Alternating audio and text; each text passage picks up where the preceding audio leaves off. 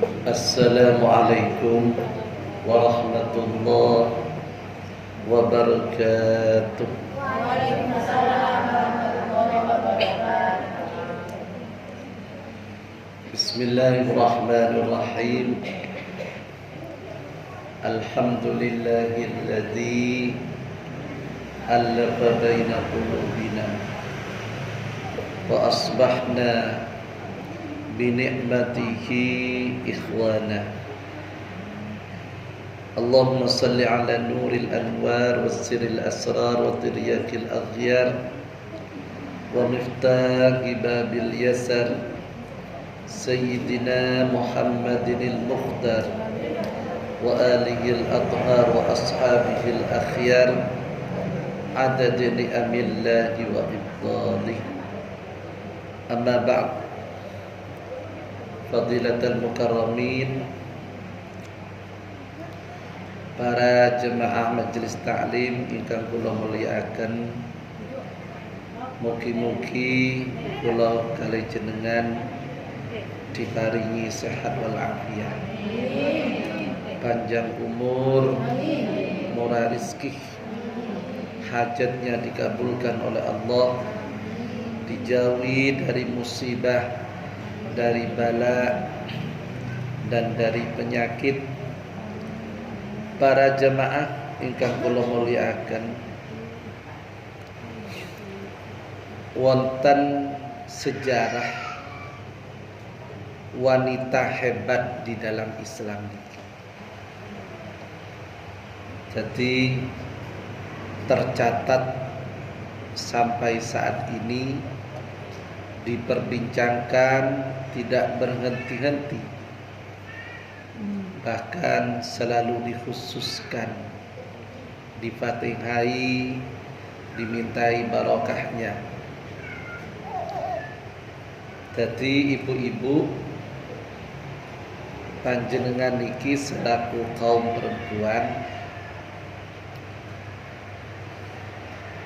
bukan hanya orang laki-laki yang keramat, bukan hanya laki-laki yang dicatat di dalam sejarah. Dicatat di dalam sejarah niku istilahnya dijadikan perbincangan, baik itu oleh anak-anaknya, baik itu oleh anak-anak cucunya, maupun oleh masyarakat, bahkan oleh dunia. Jadi kula kalih jenengan niki, khususnya orang perempuan, harus hati-hati di dalam hidup niki. Khawatir dicatat di dalam sejarah sebagai orang perempuan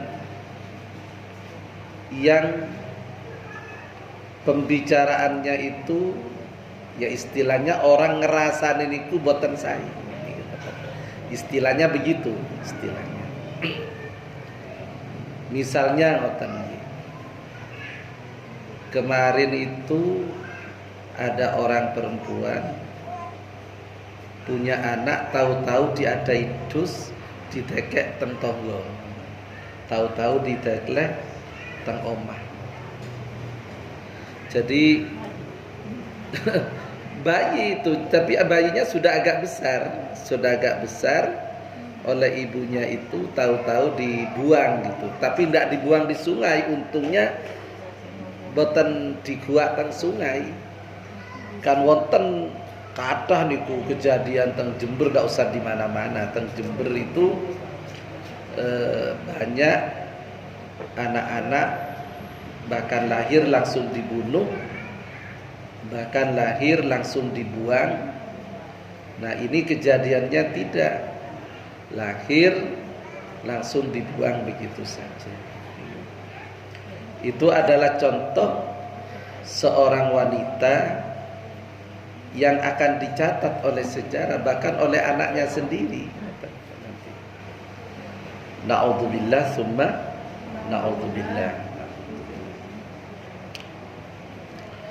Orang hidup niki ibu-ibu di dalam syair niku wonten keterangan bahasa Indonesianya ngeten. Orang itu lahir, saat lahir itu orang bersukacita, artinya bersukacita niku riang gembira. Jadi kula kali jenengan niki ketika lahir, ibu, embah, saudara-saudara, dulur-dulur niku senenge, ya Allah, seneng lahir kan ngoten. Semua bergembira kan ngoten.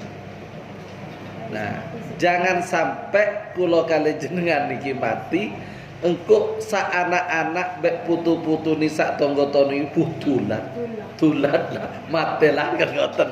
Naudzubillah. Tidak ada tangis penyesalan dari anaknya, tidak ada tangis penyesalan dari cucu-cucunya, tidak ada tangis penyesalan dari tetangga sekitarnya. Naudzubillah. Kenapa? Ternyata ketika hidup dia itu bukan menjadi orang baik, bukan menjadi ibu yang baik, bukan menjadi embah yang baik, bukan menjadi tetangga yang baik. Naudzubillah. Para hadirin ingkang kula mulyakaken, niki pidato tentang perempuan. Kula niki mau sore niku diparani mahasiswi tanya tentang SDGs perempuan. Sebab kula niki sektas dugi teng Mojokerto ada pondok pesantren jenenge Pondok Pesantren Uluwiyah yang dijadikan percontohan sebagai pondok pesantren yang peduli kepada perempuan. Napa rektornya perempuan, dekan-dekannya perempuan, staf-staf niku perempuan sedaya, pejabat-pejabat di pondok niku.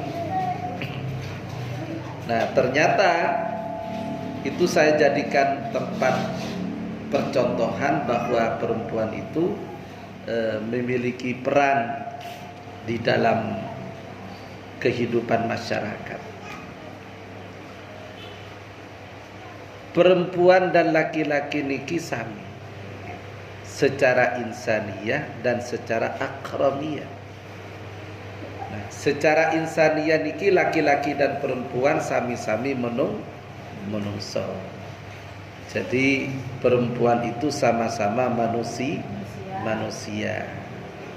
Jadi perempuan itu bukan makhluk selain manusia, tapi perempuan juga sama-sama manusia yang disebut dengan insaniyah. Yang kedua, perempuan itu sama-sama akramiyah, sama-sama mulia antara laki-laki dan perempuan. Artinya orang perempuan itu bisa mulia, orang laki-laki juga bisa mulia.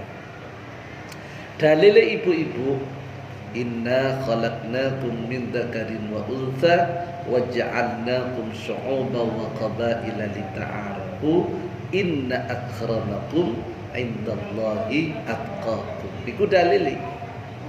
Jadi dalil di dalam Al-Qur'an niku bahwa laki-laki dan perempuan itu sama-sama manusia insaniyah dan sama-sama bisa mulia karena ketakwaan. Para hadirin hadirat ingkang kula mulyakaken, tapi dari sisi afdaliyah, dari sisi keutamaan, laki-laki dan perempuan itu perlu keadilan yang disebut dengan keadilan gender.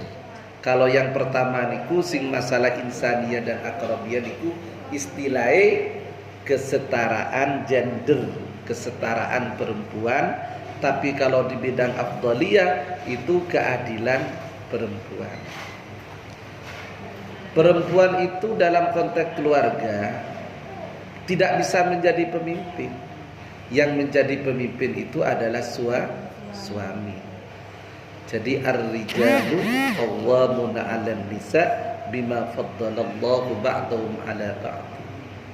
Tak bisa itu konteks Al-Quran cek sampai pas orang bini itu di pemimpin di bidang keluarga. Pas ngatur keluarga itu bertentangan dengan Al-Quran. Jadi Al-Quran itu menuntun harus suami yang menjadi pemimpin, bukan perempuan, bukan istri. Kotureng bini neng ebebe, benireng lake seneng ebebe kan ngoten istilahnya. Artinya nggih prakteknya kan ngoten Bu. Sekutan reng bini neng ebebe, tempen reng lake neng eyat neng ebebe, tempen reng bini neng yat tas. Dadi ngoten. Nah, tapi dalam soal kemasyarakatan, kepemimpinan, ada dalil wal mu'minuna wal mu'minatu ba'duhum awliya'u ba'din. Orang-orang laki-laki dan orang-orang perempuan yang mukmin, ba'duhum awliya'u ba'din, antara sebagian dengan yang lain itu bisa menjadi pemimpin. Bisa saja perempuan menjadi pemimpin, bisa laki-laki menjadi pemimpin. Bisa perempuan niku dados presiden, dados gubernur, dados bupati dan lain sebagainya, juga bisa laki-laki. Niku dalil di dalam Al-Quran. Sehingga para hadirin, ada 7 perempuan di dalam Islam yang dicatat di dalam sejarah sampai saat ini. Dicatat di dalam sejarah. Jadi dunia Islam, khususnya orang yang belajar Islam itu pasti mengingat ke 7 perempuan ini. Yang pertama adalah Khadijah binti Khuwailid.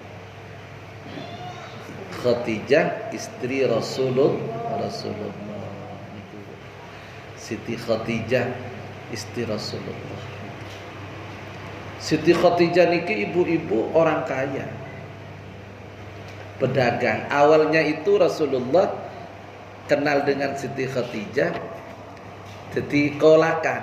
Rasulullah nikah dagang.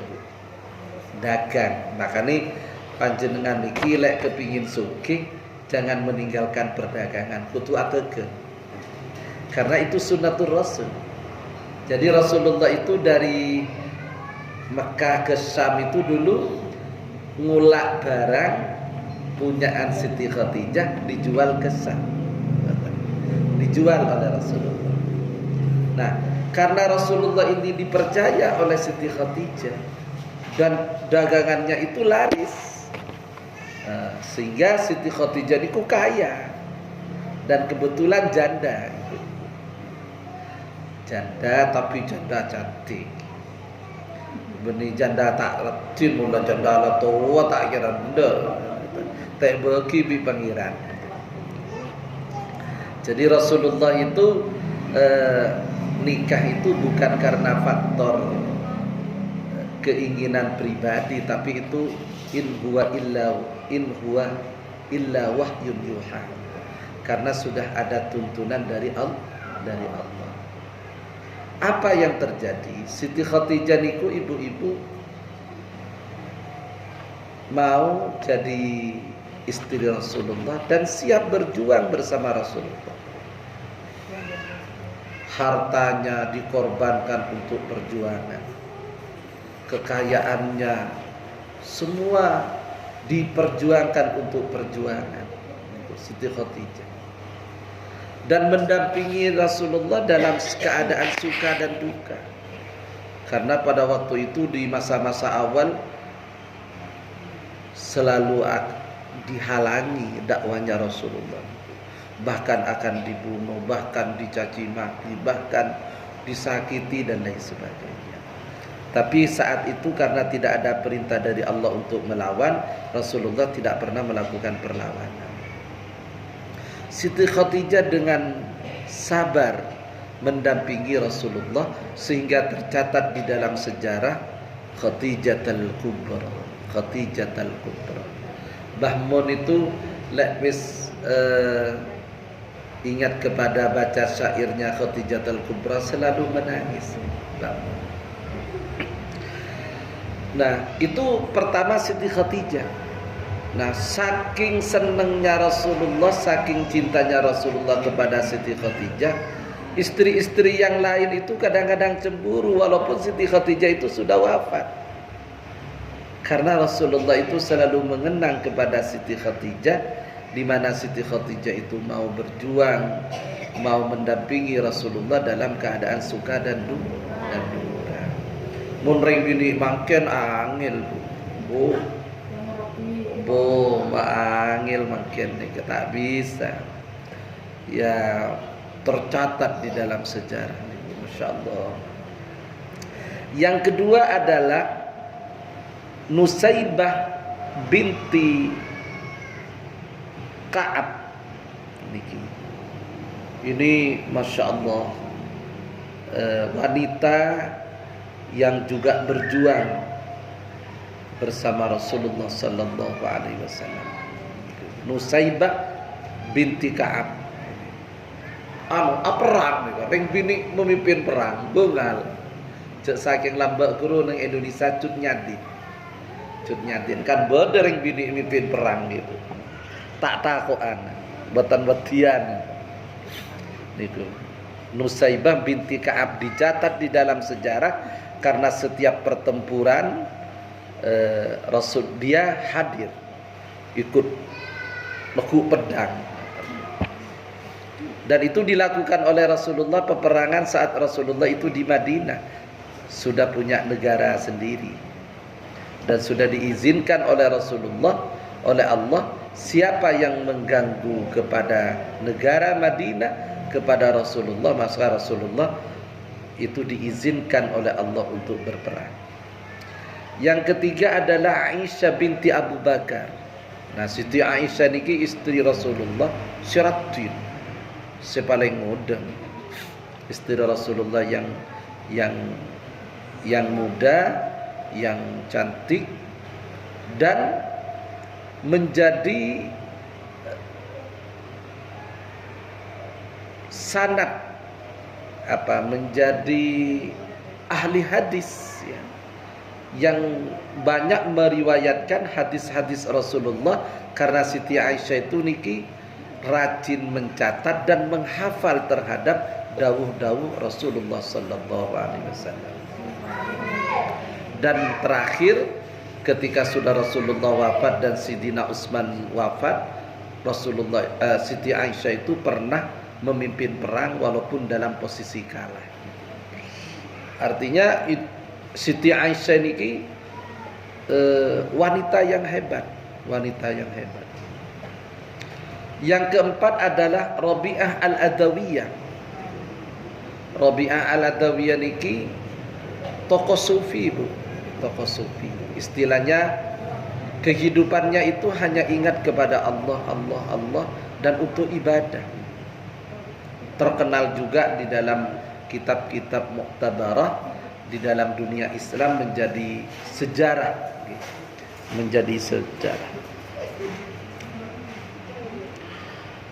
Kemudian wonten wanita yang namanya Qubdadari Cordoba, niki terkenal ahli perpustakaan, ahli kitab, ahli buku.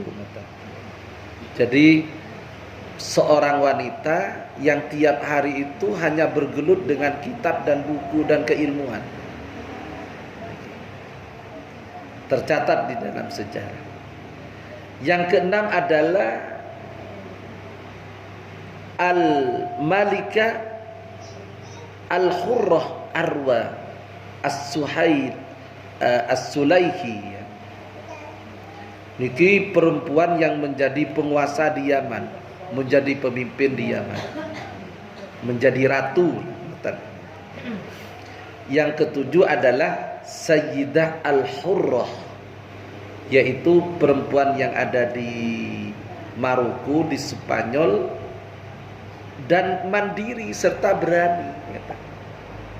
Jadi Dia itu walaupun dalam sejarahnya ditinggal oleh bapak ibunya, ditinggal oleh suaminya, tapi mandiri.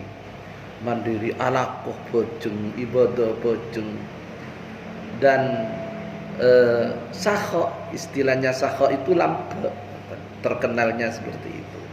Mandiri dan berani.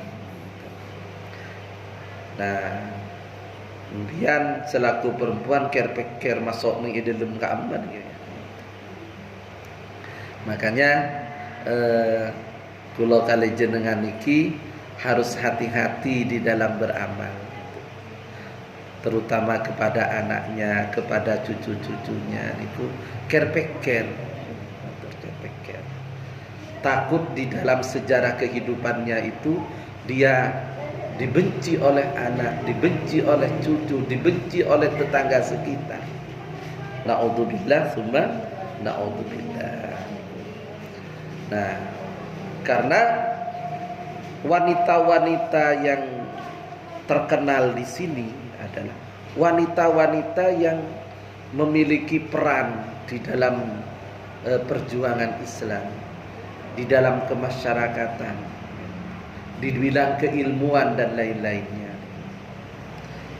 Iki ibu-ibu mugi-mugi kula kalih jenengan, anak keturunan kula kalih jenengan niki dicatat oleh Allah menjadi hamba Allah yang bermanfaat, ya, berguna bagi agama, berguna bagi bangsa, dan berguna bagi negara.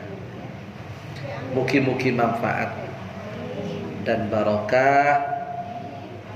Kula nyuwun Fatihah niki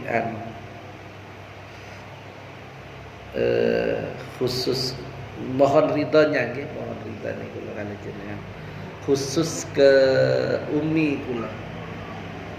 Umi saya itu memang sudah sepuh dan sudah sangat sepuh dan sakit.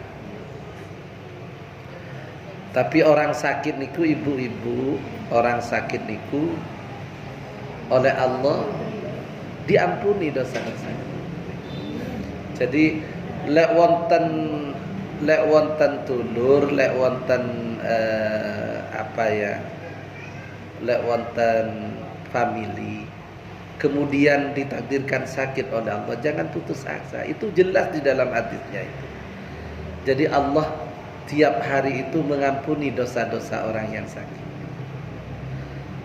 Jadi umpamana siksa nang ekobur, nah siksa yang ada di alam barzah itu sudah diampuni oleh Allah ketika jasadnya sakit. Tapi gule panjenengan cok minta sakit, tidak boleh, karena ikhtiar sehat itu wajib. Ikhtiar sehat itu wajib. Duki papan jenengan puh can cimis bomon ring sake sepora tu sana tinang kok lemah sake jol tak nyaman ring sake bu dodo oleh setruk dodo jagun sake pilak bila lesap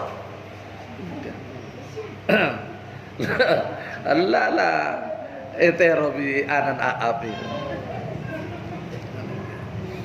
Jadi kula kali jenengan niki nyuwun sehat wal afiyah lil ibadah. Mohon kepada Allah supaya sehat, tapi untuk ibadah. Untuk ibadah teng Gusti Allah. Nah, ibadah niku bukan hanya sholat, tapi ya terutama sholat. Bukan hanya di masjid, bukan hanya di musholla, tapi pekerjaan-pekerjaan lain, cari rizki, bekerja, itu juga ibadah kepada Allah. Itu juga ibadah teng Gusti Allah. Makanya kalau kalian jenengan tidak boleh minta sakit teng Gusti Allah, minta sehat wal afiyah. Kula nyuwun Fatihah yang pertama. Setelah itu kita baca sholawat nariyah 3 kali. Sampian ketika sholawat nariyah dibaca itu hajatnya dimohonkan kepada Allah. Jadi hajati panjenengan nopo hajati dikonsentrasikan betul-betul minta kepada Allah. Niku ijazah saking Habib Lutfi itu. Apalagi di dalam majlis yang banyak orangnya, insya Allah dikabulkan oleh Allah. Ala hadhihi niyyah wa ala kulli niyatin salihah, khususan ila ummi hajjana suha. Ya Allah. Al-Fatihah. A'udzu billahi minasyaitonir rajim. Bismillahirrahmanirrahim. Alhamdulillahi rabbil alamin. Ar-Rahmanir Rahim. Maliki yaumiddin. Iyyaka na'budu wa iyyaka nasta'in. Ihdinas siratal mustaqim. Siratal ladzina an'amta 'alaihim ghairil maghdubi 'alaihim waladdallin. Amin. Bismillahirrahmanirrahim.